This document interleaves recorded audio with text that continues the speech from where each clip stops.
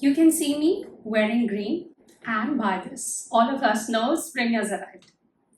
But I have something very special for each one of you before we land up on our paintings.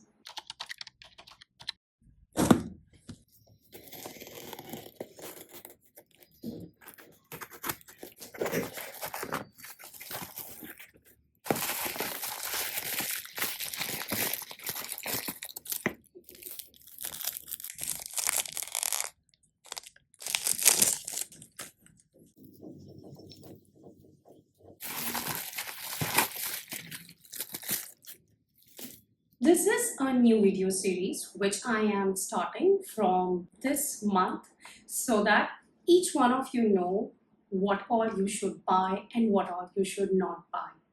Hi guys, I am Dhritika, an artist, instructor, mother, brand owner of Vibrant Parcels, where we manufacture these kind of pouches, sketchbooks, which you have seen me painting always on, then brush roll, paints, etc. You can visit my website www.vibrantparcels.com to see what all we have in stock, or else directly reach out to me for any customized order on Vibrant Parcels Instagram account. Let me walk you through what we are going to paint today. There are two beautiful spring paintings. One is done in a much more easier way and it is more beginner friendly. And the second one is beginner to intermediate level. I would request you all to join me and paint along with me. The speed of the video is 1.5x. You can always adjust the speed and then watch it. Put together, the intent of the video is to understand the true potential of this brush, water holding capacity, spread, etc. Exploring the properties of the paints in greater detail.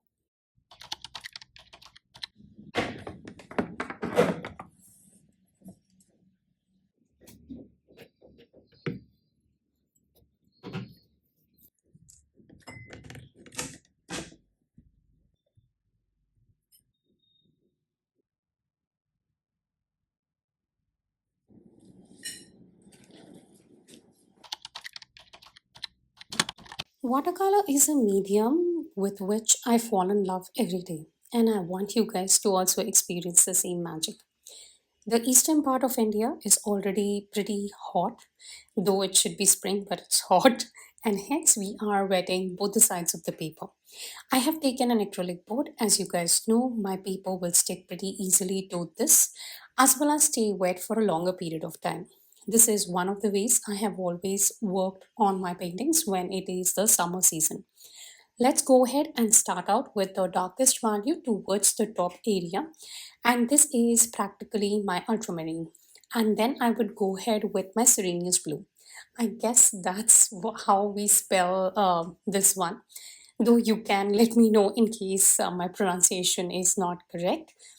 But blending is the key, and hence I am using my flat brush.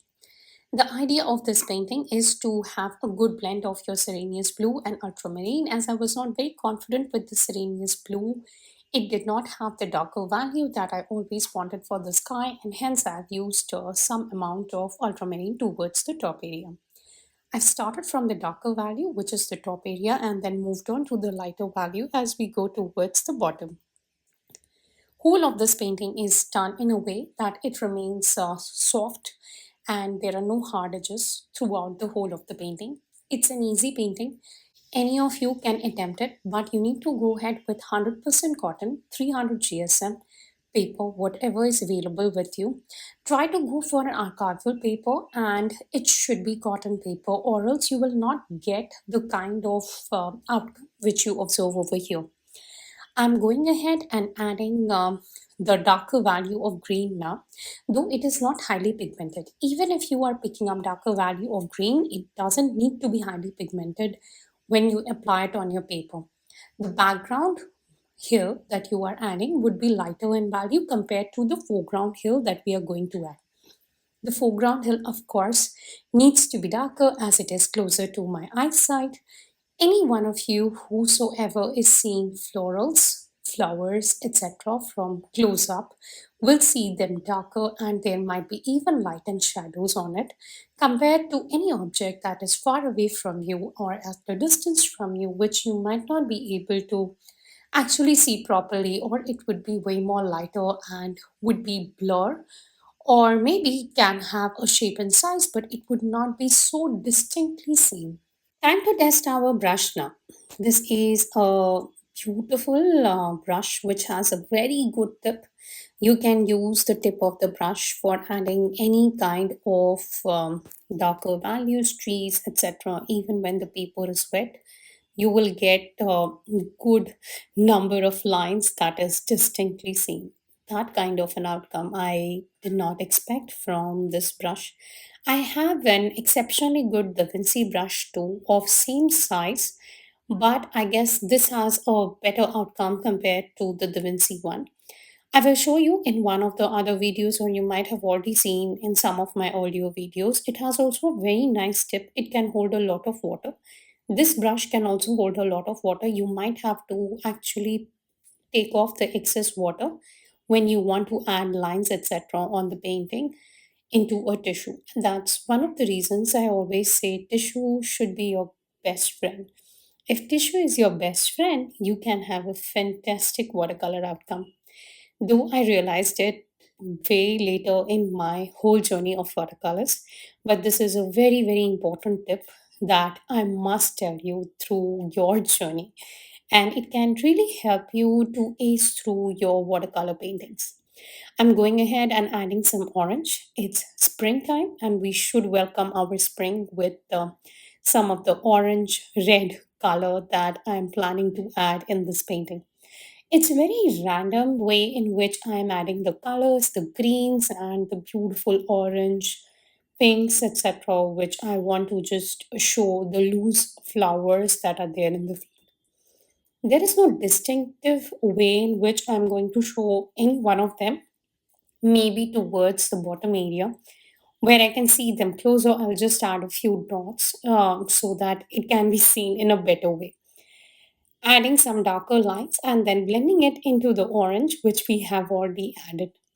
I would be also adding some amount of olive green. Olive green is a beautiful shade, or sap green, whatever you have available with you, use it.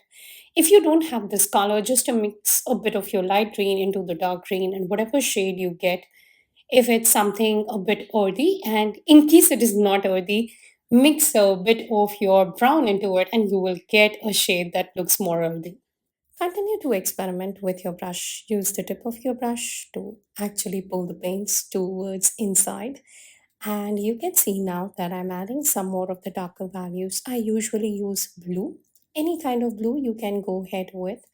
I usually prefer my endothrine blue or ultramarine blue for adding the darkest value of green, and then again blending it with my olive green or sap green, whatever is available with you.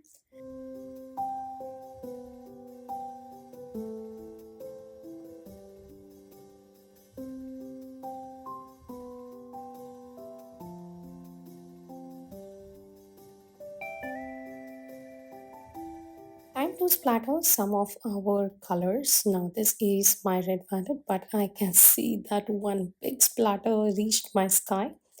I would go ahead and change it into some kind of birds, as these kind of happy accidents can always happen in watercolor, and I always take it with an open heart. Okay, if it has happened, we have to move on. We have to either take it off from the paper, which is very difficult to do. You have to again go ahead with a flat wash for the sky, take off this, and then let it dry.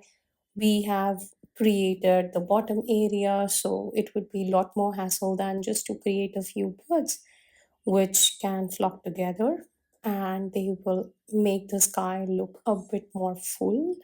In total, it is going to be something good. Just have a positive outlook when you are working with watercolors. Watercolors is a lot to do with mindset. Mindset is all about having that positive thoughts about your final painting, which can make it look seriously something amazing. We all create mistakes, and I think that I create most of the mistakes in every painting. So it's absolutely okay. Create your own mistakes. Do these mistakes. If you don't do these mistakes, you cannot learn. So, yes, learning and doing mistakes is always a part of the progress that you make in your own journey, whether it be any medium that you want to try out. So, go ahead and make a few birds now, and then we are done. We will move on to our second painting where we are going to explore the true potential of our brush and create some beautiful clouds along with littered bottom area which has green fields, etc. It's springtime, so I just wanted to add a lot of greens into our painting.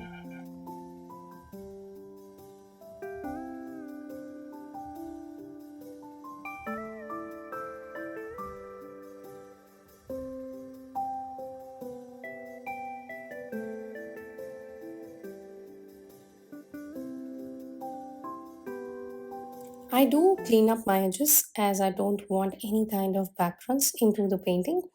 This as a process I do for all my paintings, whether it be you are taping it down or whether you are just doing it the way I am doing right now. I would go ahead and now work on our second painting. Skyscapes are always very, very attractive, and when it is something like a sunset, I think that's the most attractive moment for me. I have always been in love with sunsets, and none of my paintings, I think, are complete, whether it be any kind of landscape or sunsets or skyscape, if there is no sunset in it. Let's go ahead and paint this beautiful sunset. I am using two of my most used colors out of my palette, which is Naples yellow and my Indian yellow. You can also go ahead with the lemon yellow deep if you have that color, or else whatever color is available on your palette is good to go. The speed of the video, as you know, last time also was 1.5x when we started it out. For this painting also, it is 1.5x. You can always go ahead and adjust the speed of the video as you want. I'm using some amount of red and blending it with the colors that I have already applied. You can see my movement of brush. This is something which is very, very important. Brush should be used to its true potential, which means that you should always try to see that whether your brush can help you to spread the colors evenly, can it hold good amount of water, and lastly, can it actually help you spread it to the entire paper with good water holding capacity. What happens is that your paper will also stay wet for a longer period of time.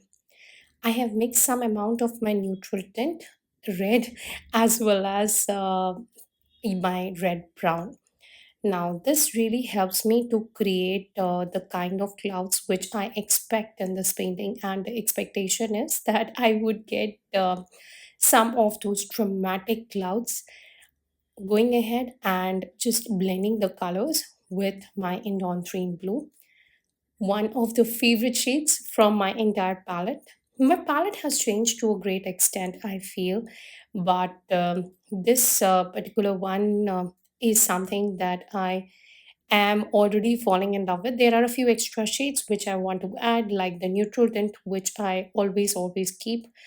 And when I keep brown, I don't think that I am using anymore, so I might have to go ahead and just take it off from the palette. Add a few more colors like my neutral tint and some amount of royal blue. Those are the two shades which I have used very extensively in many of my landscape paintings. Going ahead and creating the darker clouds, as you can observe, you can also see how I create the smaller clouds. I use the tip of my brush in a slanting motion to create all of these. I will add one or two simple lines while we go towards the bottom. You can see a very light sheen on the paper.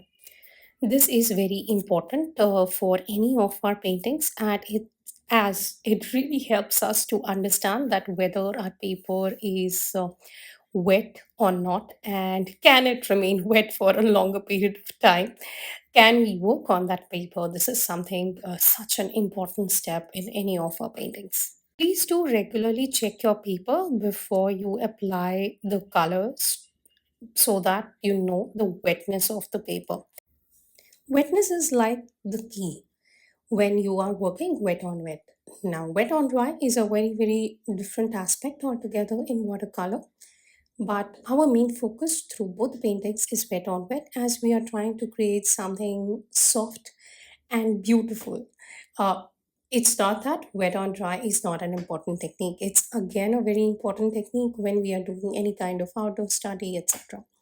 So, all the techniques that we learn in the process of any medium that you want to try or you want to learn, I think this goes a long way to understand the medium, to work with the medium, to challenge yourself with the medium, and try to create colors or paints or have a final outcome that looks really pleasing to the eyes of any person who is watching your painting or who has given it a view.